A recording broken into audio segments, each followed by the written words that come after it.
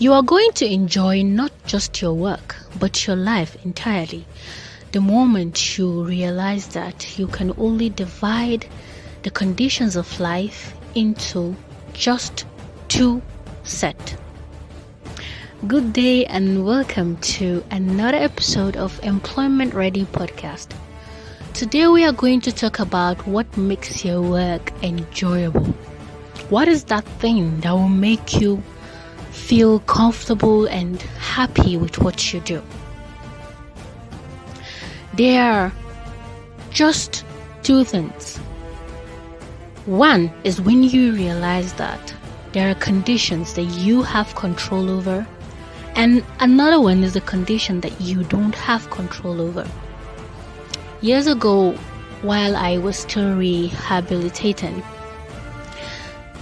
I happened to come across a book, an audio book titled How to Make Every Day a Friday by Joel Osteen.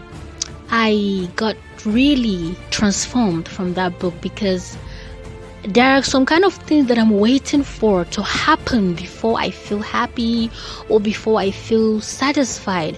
But then in that book, he made me realize that it's from me. I am the one who is in charge. I am the one who has to decide what I will do with the things that are happening around me. So there are things that will go around happening contrary to the way you plan, but then you have no control over them. But you, as a person, you can decide what to think, how to behave, how to react to those things happening around you. So that is going to make your life better, because you know that, I hoped to travel this afternoon, or I want to trek and then it's sunny, so you won't be upset because it's sunny. You just thank God that the sun is out and it's shining and it's hot, even though you don't want to feel the heat. I used to observe a particular woman working at my hostel back in school. I am studying at Ahmadu Bello University's area, and the hostel I used to stay, but now it's changed, is Amina Hall. So there is this woman. She always come to work and frowning and raining curses at even you who happen to say good morning, mama. And why is that? Because she just don't like the work. She comes whenever she wants to clean the toilet, she closed the door. There was a day I was in the toilet and she came in, she was flinging things everywhere, and an iron that she flung just fell into my bathing water, and I was like, what? I came out of the bedroom to go and change the water. Before I came back, she had closed the door. It's so funny when you see her at work. She doesn't like what she does. It's so frustrating to have her do that work, and I kept wondering, what's wrong with this woman? Does she know that there are a lot of people looking for work to do? But then I sympathize with her. I just wish I can help her a little, but she's so grumpy. But on the other hand, there is another same woman that works in the same hostel doing the same kind of work with her, but in another different block. I know that because I stayed in that block for some weeks before this ASU strike. So this woman will come and she would be singing while she sweeps.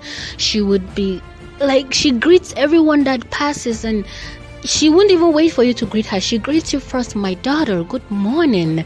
She smiles. The smile is so obvious from her voice that she's happy, she's contented with what she does. So it's because it's on the same situation, but this woman knows that the joy, she has to create her own joy, she has to create her own satisfaction, she has to create her own happiness. Her own world is what, it's her own decision to decide what she would do with it. So that is what makes the difference. This is what makes the difference, for you to know that people will come and say hurtful words to you, but you can decide to change the meaning of what they say and just smile as if you didn't hear them. So you can make every day a Friday. It's not just a Friday that you are, thank God it's Friday. You can say, thank God it's Monday, thank God it's Tuesday. I'm just repeating it in the word of Joel Osteen. I am so happy that I read that book.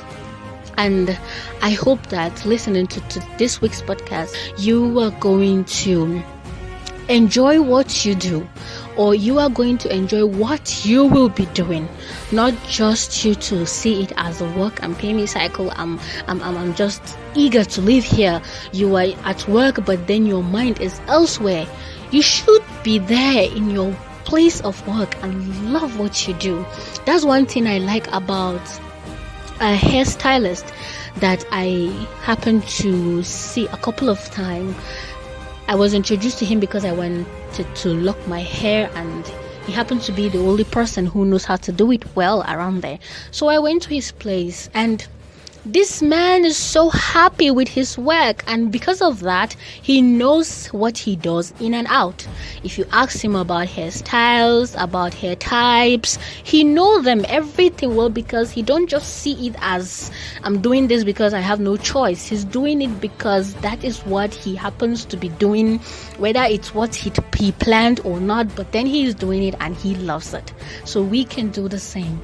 And the moment we love what we do, there will be room for creativity, there will be room for growth, productivity, and profitability. So that is it. You don't love what you do, you won't even think about enhancing it, talk more of expanding or making it better.